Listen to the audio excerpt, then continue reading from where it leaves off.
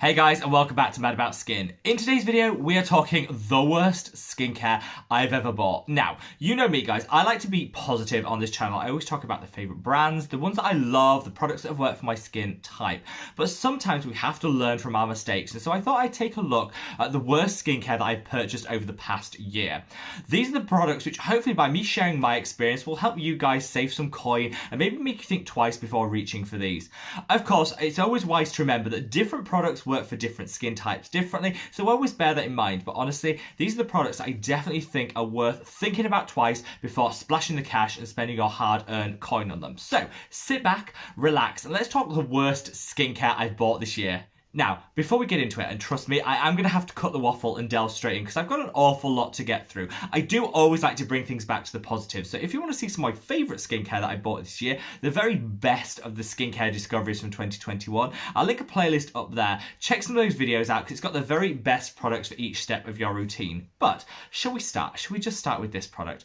This product was honestly so hyped and is just not worth the money. This is Zit Stika. Now, there's a couple of products that you see over and over and over again online. It's because they're doing a lot of promotion with influencers here on YouTube and over on Instagram. And Zit Stika definitely paid out a whole lot of coin to get those mentions and get those influencers really buzzing about this brand.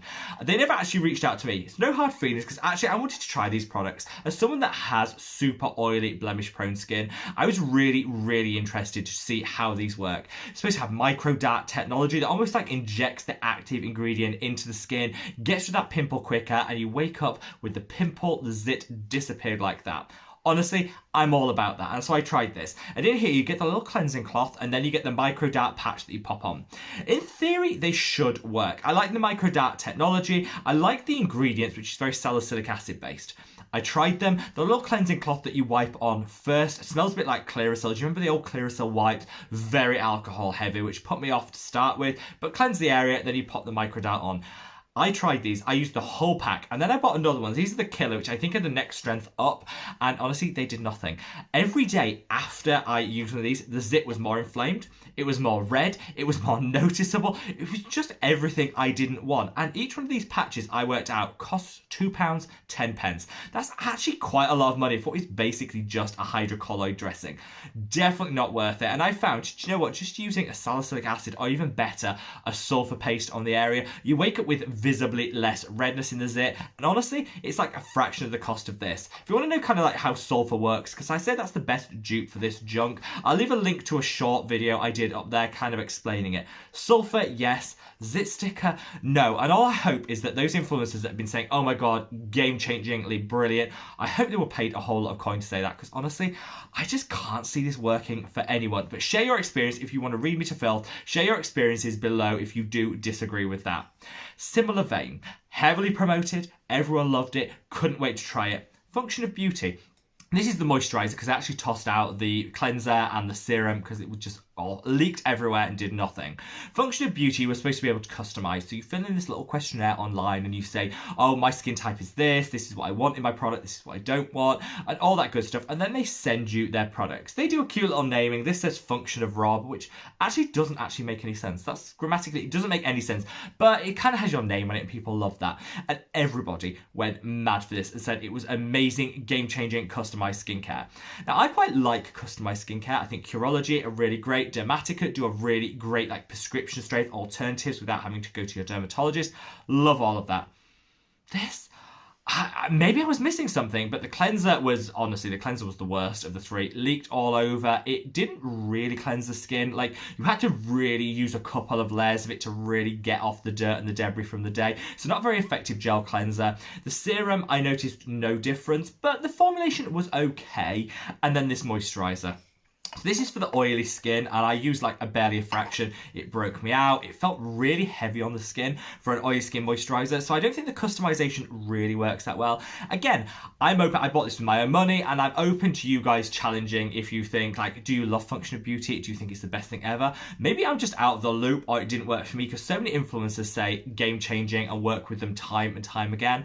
But for me, I'm definitely not going to be getting any sponsorship opportunity. Not that I do them on this channel, but I've definitely blotted my copybook with this review. But I just didn't get it. I didn't think it was customized enough, and I kind of felt it was a bit of a waste of money. Now, coming to a brand that I know a lot of you will have tried, and this is the Thank You Pharma Sunscreen. So many people love this, and I liked it because it was tried, tested, and independently verified when the whole Korean skincare scandal was going on, so people really didn't feel like they could trust Korean skincare. This was one of the few that was actually verified, so I reached for it. And I used it. I love a little fragrance. I like the sensorial. I like things that make me feel good, that uplift me and make me feel like my skincare routine is adding something beyond just the function. And so I didn't mind that this was fragranced. It is so heavily fragranced. Like it's like overpowering, and it lasts all day long. In fact, when I was wearing this, I went into the office, someone actually said, "Oh, what's that cologne you're wearing?" I'm like, it's not, it's my sunscreen. And I hadn't even reapplied it. I hadn't even had time to reapply it at that point. It's not a terrible smell, but I feel that your skincare shouldn't smell so much that people think you're wearing a cologne. It kind of, that off-put me. And then once I accidentally got it around the lip, and I must have licked my lip or something, and I tasted it. And it kind of burnt the throat. Now, don't eat your skincare, people. Like, just a public service announcement, do not eat your skincare. But, you know, I feel that if you can taste it for hours afterwards, there's probably something fundamentally wrong. So I do really regret buying this. And it's a shame because it is tried, tested, and verified, but you get very little product, and it is a little bit up there in price point, which did put me off. Now, I think a lot of you guys will share my opinion. I think some of the things I've mentioned today might be a little bit controversial, and you guys might love it, which obviously, if you do, sound off in the comment section below. And while you're down there, do all the YouTubey stuff, join our family by subscribing if you haven't already, click that like button because honestly it supports me and the channel so much, and I would love you forever. But I don't think this is controversial. I kind of think this is universally disliked. This is the ordinary vitamin C suspension 23%. No. No, this isn't where it's at when it comes to vitamin C. I love a good vitamin C, but I like something that blends into the skin. It doesn't feel too aggressive. That tingling, that prickling can be a bit off-putting.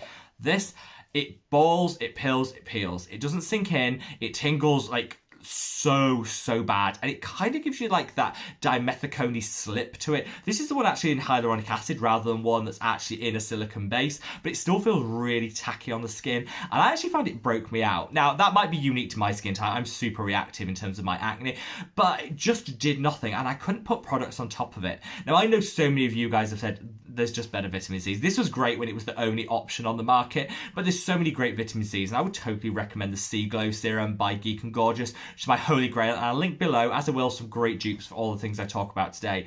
But for me, no, this just wasn't it, and it's a shame because I love The Ordinary. You guys know I'm a huge fan of the brand. I like some of their other vitamin C's. I actually think their 8% with alpha-arbutin is quite a nice product, and very on the lower strength, but actually works really well. I just think if you're going to reach The Ordinary vitamin C's, that is my least favorite and the one that I probably would avoid. Now, I've got a couple of products I want to mention, both cleansers, and these are like skincare I regret buying because I love them, but I can't use them. All will become clear. I know that sounds really confusing. All will become clear. First and foremost is this. This is the Anne French Deep Cleansing Milk. So I tried this in a video I did testing vintage skincare because this has been around for millennia. Like, I'll link that video up there if you want to check it out. So fun to film. But this has been around for so long. And I thought, okay, I'll try it as part of that video. And I loved it. Creamy, milky, hydrating, and it got everything off the skin. Like, literally, like multiple layers of really water resistant SPF gone like that. No need to second cleanse. I was like, wow, this product is it. And I was going to sit down and rave and sing its praises to you guys, say get this. Honestly, reach out and get this because it's like £2 for this amount. So good and cruelty free, which is really rare to find in old style skincare. And then I read the ingredients. And this is something you should do before you make any purchase, so it's my fault for not reading them. And this actually contains formaldehyde. Now, formaldehyde used to be a preservative that was used in very old style skincare. And it's actually great because formaldehyde will prohibit the formation of bacteria and molds, which is great keeping the product fresh, making sure it's safe for us to use. However, formaldehyde is classed as quite a severe carcinogen in a number of territories. And whilst the amount in this product is very small, in fact, it does conform with very strict EU regulations around how much you can have in a product, it does still contain it. I was like, no. There's just better preservatives out there. I'm not anti-preservatives. I think they play a crucial part in our skincare, but I don't think formaldehyde is where it's at. It's used to preserve dead bodies, and whilst I'm all about preserving the skin, I think that might be a little bit too far. So unfortunately, I won't be reaching for this. And I'm classing it as the worst skincare I've bought item because I loved it so much. And honestly, sometimes I look at it when I'm trying to get off like 3 or 4 layers of like beach heavy sunscreen, and I look at it and think, I could just use you and it would be gone like that. And I think, no. We don't knowingly use carcinogens on our skin. Bad idea. And so that one's going in for that reason. And then finally, I'm going to finish on this. This is the Vichy Normaderm Photo Solution Cleanser.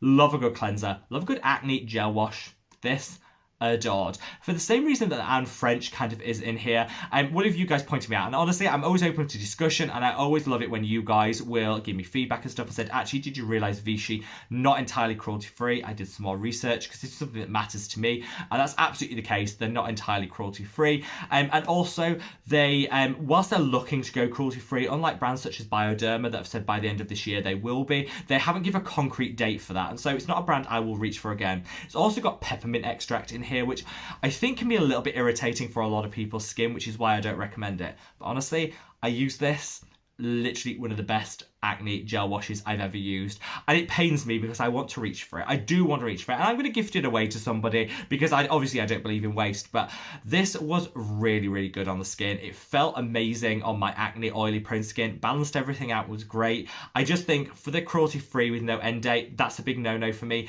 And also I just really wish that they'd taken out that peppermint oil, because whilst it feels tingly and some people really like that, for me I just think it's risking sensitivity, and it's one of those essential oils I will tend to avoid in skincare because it's one of the most problematic ones. So another similar with the Anne French, I loved it and I wanted it to be perfect, and it just wasn't, which is why it's a huge skincare regret, because I keep looking at it thinking, really? I did really like it, but I'm going to gift it away so someone else can benefit from it, but I would just caveat it heavily when I do with the peppermint oil, because that won't be for everyone. So there you have it, guys, a rundown of the skincare that I bought in the last year that honestly I regret the most. I don't think in truth we should ever regret any of our decisions, because you know what, you should learn from them, and from this I'll definitely tuck that you should obviously pay way more attention to the ingredients before you purchase. That's something I learned from that Anne French experience. Obviously when it comes to something like cruelty free, if that's the thing that's most important to you when it comes to your purchasing decisions, obviously it's super important to do your research, and I fell short doing that, and obviously that's something that I'm going to double down on going forward. I think, you know, with The Ordinary, great products. I love so many things they offer, but as with all brands, they have their ding instant holy grails, and they have their wah vitamin C serum 23%.